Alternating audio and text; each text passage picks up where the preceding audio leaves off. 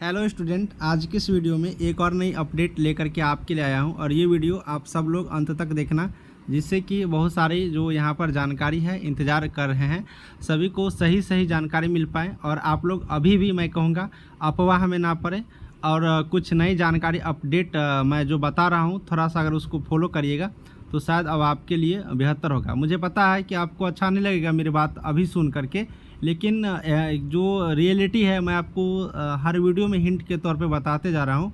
आप लोग मान लीजिए बेहतर होगा। बीटीएससी 10,709 एएनएम की बात करें तो सुप्रीम कोर्ट पूरी जानकारी क्या है उसके बारे में थोड़ा सा बात करते हैं। और एक जो केस है हाई कोर्ट में अभी चल रहा है, इसकी यहाँ पर पूरे मतलब हम देख पा रहे हैं कि सबका नज़र इस पर है। तो अब फिर से हाई कोर्ट में क्या होने वाला है, सुप्रीम कोर्ट की क्या स्थिति होंगे, पूरी जानकारी समझते हैं। चलिए वीडियो को आगे करते हैं। सबसे पहले मैं आपको दिखा दूं कि यही केस है ना जो सबको यहाँ पर समझ पा रहे हैं। आप लोग देख लीजिएगा, ये एलपीए दर्ज किया गया है 402 जो कि 14,755 जो कि फर्स्ट बेंच पर जो जजमेंट आया था उसी के अगेंस्ट यहाँ पर एलपीए दर्ज किया गया है और इनका एक्शन डेट आज ही था। और इसमें क्या हुआ देखिए मैं बता दूँ, ये पहले ही 19 अप्रैल को ही यहाँ पर दर्ज किया गया है जो कि रजिस्ट्रेशन डेट 20 अप्रैल को आप लोग यहाँ पर देखे होंगे। तो ये चीज़ है। इसमें अगर आप लोग बात करिएगा तो ये ऐसे ही केस मतलब दर्ज किया गया, इसका ज़्यादा कोई मायने नहीं है, ठीक है, ज़्यादा इसके कोई इफेक्ट नहीं पड़ेगा। और ये बस आज इस पर डिफेक्टिव केस था, ये डिफेक्टिव केस को हटाया गया।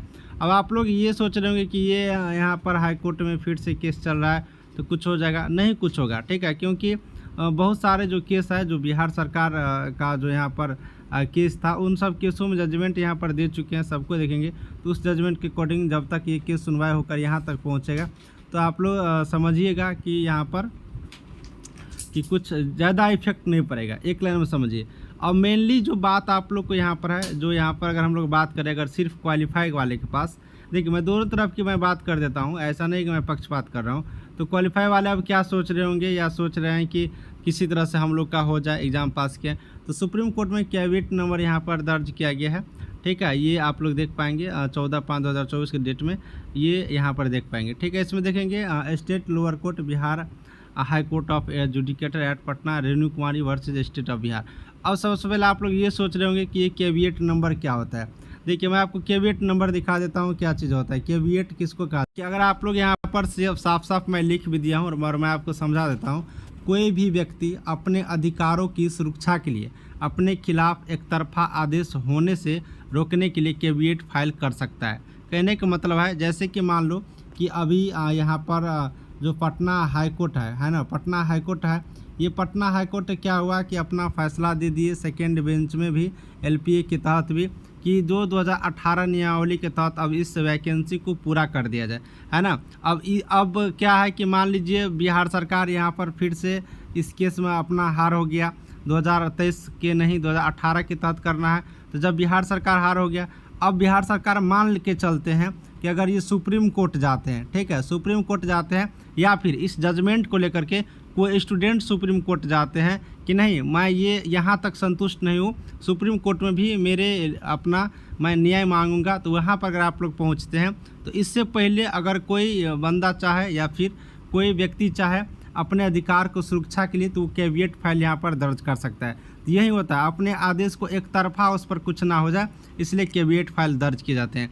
इसमें एक दो पॉइंट और बता देता हूँ। कैविएट फाइल दर्ज करने से ये होता है कि जैसे उस जजमेंट के अकॉर्डिंग, ठीक है, उस जजमेंट के अकॉर्डिंग जो विपक्षी पार्टी होंगे, एग्जाम्पल में आप लोग बिहार सरकार रख सकते हैं या फिर कुछ कोई वैसा स्टूडेंट जो इस जजमेंट के अकॉर्डिंग चाहते हैं, तो उस जजमेंट पर जब कोई विपक्षी या कोई स्टूडेंट उस पर अपना दावा करते हैं तो सुप्रीम कोर्ट सबसे पहले इनको बताएंगे जो कैविएट दर्ज किए हैं कि इस केस के अगेंस्ट ये चीज़ आया हुआ है, यानी कि एक तरफा उस पर नहीं दिया जा सकता है, न ही स्टे लगाया जा सकता है, इसलिए कैविएट दर्ज किए जाते हैं। तो ये आप लोग देख लिए कि यहाँ पर कैविएट दर्ज हो चुका है जो कि सुप्रीम कोर्ट में, और 3-4 लोग किए हैं, मैं आपको एक यहाँ पर दिखा दिया हूँ।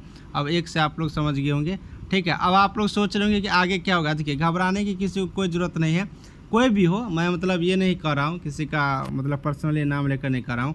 अगर कैविएट फाइल हुआ है तो इससे कोई ज़्यादा दिक्कत नहीं है, मतलब अपना सुरक्षा की ये कर दिए हैं, ठीक है। अब बाकी अगर आगे की जो प्रोसेस होता है, बिहार सरकार चाहती है कि मैं इसको सुप्रीम कोर्ट से अपना हियरिंग करवाऊँ, तो आगे देखा जाएगा, जो भी निर्णय आएगा सबके सामने आपको देखने को मिलेगा। ठीक है, ये कैविएट का मतलब आप लोग समझ गए, बहुत आप लोग परेशान थे। अब मैं आपको एक बात बताऊं कि देखिए, अगर मामला सुप्रीम कोर्ट में चला गया तो सभी स्टूडेंट को मैं कहूँगा, और सब दिन से मैं कहता हूँ, ये नहीं कि आज सुप्रीम कोर्ट में गया या फिर कुछ भी हुआ तो ही मैं बता रहा हूँ, ये नहीं, ये हम लोग का मूल है, एकदम बेसिक चीज़ है कि पढ़ाई अब आप लोग ज़ोर शोर से शुरू कर लीजिए। ठीक है, इसका कहने का मतलब आप लोग ये भी सोचेंगे कि सर पढ़ाई कर रहे हैं, फिर क्लासेज बैचेज खोलेंगे। आप लोग चिंता मत करिए, इस बार मेरा खुद ही एग्ज़ाम है, आप लोग कहीं से भी पढ़ लीजिए, कोई दिक्कत नहीं। पढ़ाई लोग कहीं से भी कर सकते हैं, सेल्फ स्टडी भी लोग कर सकते हैं। ठीक है, लेकिन पढ़ाई को आप जारी कर दीजिए, पहले जैसे पढ़ते थे उससे ज़्यादा आप पढ़िए, क्योंकि बेनिफिट इसका आप ही को मिलेगा। अब कैसे बेनिफिट मिलेगा, अब आप लोग ये सोच रहे होंगे कि पढ़ के सर क्या हुआ, सब लोग कमेंट बॉक्स में बोलते रहते हैं, फिर बोलेंगे पढ़ के क्या होगा, ये चीज़ अब आपको मिलेगा। अगर सुप्रीम कोर्ट में मामला चला गया है तो और ही पढ़िए। ठीक है, बाकी आप लोग अपना तैयारी व्यारी करते रहिए। अब देखिए, ये अगर डायरी नंबर यहाँ पर अगर मिल जाता है, ठीक है, या फिर केस नंबर मिल जाता है, तो मैं आपको नेक्स्ट वीडियो में जानकारी दूंगा कि क्या स्थिति क्या होने वाला है, कब तक सुनवाई होने की उम्मीद है, कब फाइनल हो जाएंगे। फिलहाल जो यहाँ पर अपडेट था मैंने आपको कम्प्लीटली रूप से बताया। बच्चों, मैं आपको एक बात और बताऊंगा कि आप लोग भावुक हो जाते हैं, वो सब चीज़ नहीं होना है। ठीक है, चलिए अपडेट मैं समाप्त करता हूँ, और जो भी कोई नई जानकारी आएगा मैं नेक्स्ट वीडियो में बताऊँगा। आज की इस वीडियो में इतना ही, सभी को थैंक यू।